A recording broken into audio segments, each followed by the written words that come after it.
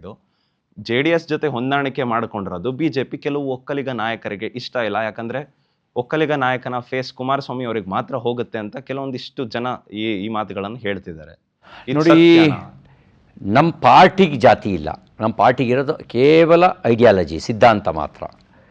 ಜಾತಿ ನಿಮಗಿದೆ, ನನಗಿದೆ, ಇನ್ನೊಬ್ಬರಿಗಿದೆ, ಜಾತಿ ಇದೆ. ಆದರೆ ಪಾರ್ಟಿಗೆ ಇರೋದು ಜಾತಿ ಅಲ್ಲ, ಅದು ಕೇವಲ ಸಿದ್ಧಾಂತ ಮಾತ್ರ. ಅವರು ಆ ಪಕ್ಷದಲ್ಲಿ ಬೆಳೆದಿದ್ದಾರೆ. ಇದು ವಿಪುಲವಾದ ಅವಕಾಶ, ಬೆಳೆಯೋಕ್ಕೆ ವಿಪುಲವಾದ ಅವಕಾಶ ಇದೆ. ಪರಿಶ್ರಮ, ಪಕ್ಷನಿಷ್ಠೆ, ಜನಪರವಾಗಿರ್ತಕ್ಕಂಥ ಹೋರಾಟ, ಈ ಮೂಲಕ ಯಾರು ಬೇಕಾದರೂ ಬೆಳಿಬೋದು. ಬೆಳವಣಿಗೆ ಅನ್ನೋದು ಒಂದಿನದಲ್ಲಿ ಆಗೋದಿಲ್ಲ, ಅದಕ್ಕೆ ಸಮಯ ತಗೊಳುತ್ತೆ. It will take a time. We have to wait. Sir, ಆದರೆ ಈಗ ಮೈತ್ರಿ ಮಾಡ್ಕೊಂಡಿರೋದು ಎಷ್ಟು ಸೂಕ್ತ ಅನಿಸುತ್ತೆ ಮುಂದಿನ ಚುನಾವಣೆಗೋ, ಅಥವಾ ಈಗಾಗಲೇ ಏನು ಸಂಸತ್ ಚುನಾವಣೆ ನಡೀತು, ಇದರಿಂದ ಪ್ಲಸ್ ಆಯಿತಾ ಮೈನಸ್ ಆಯಿತಾ BJPಗೆ ಅನಿಸುತ್ತೆ ನಿಮಗೆ? ಅಲ್ಲ, ನಮಗೆ ಈ ಹಳೆ ಮೈಸೂರು ಬೆಲ್ಟ್ನಲ್ಲಿ ಹತ್ತತ್ರ ಒಂದು ಸೀಟ್ ಬಿಟ್ಟು ಉಳಿದೆಲ್ಲ ಸ್ಥಾನವನ್ನು ನಾವು ಗೆದ್ದಿದ್ದೇವೆ.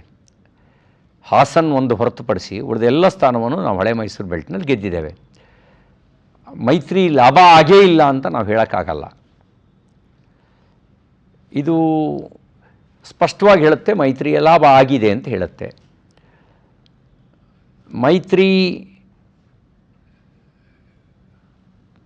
ಪ್ರತಿ ಕ್ಷೇತ್ರವನ್ನು ಅಳೆದು ತೂಗಿ ಯಾರಿಗೆ ಯಾವ ಸೀಟನ್ನು ಬಿಟ್ಕೊಟ್ರೆ, ಯಾರನ್ನ ಎಲ್ಲಿ ಅಭ್ಯರ್ಥಿ ಮಾಡಿದ್ರೆ ಗೆಲುವು ಸುಲಭ ಆಗುತ್ತೆ ಅಂತ ಆಲೋಚನೆ ಮಾಡಿದರೆ ಮಾತ್ರ ಲಾಭ ಆಗುತ್ತೆ.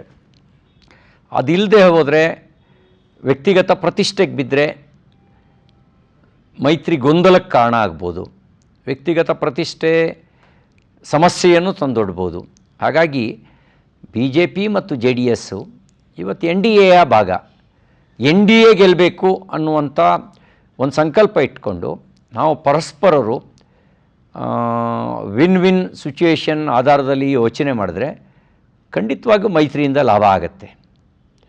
ನಾವು ಅದ್ರ ಬದಲಿಗೆ ಪ್ರತಿಷ್ಠೆಗೆ ಮುಂದಾದರೆ ಅದು ತೊಡಕನ್ನು ಉಂಟು